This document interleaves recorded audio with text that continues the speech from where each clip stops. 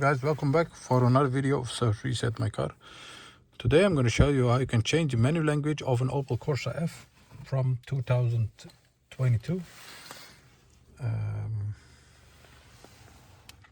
You're gonna go over here, press the car button over here, then press the wheel button over here.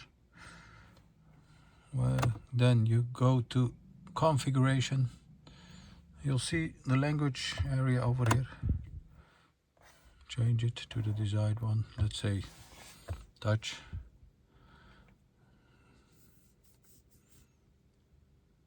Go back and you'll see that the change has been done. So once again, press the wheel button over here, configuration, language. Let's go back to English, go back and you'll see that the indicator or the language has been set to the desired language. That was it for this video. Thank you so much for watching.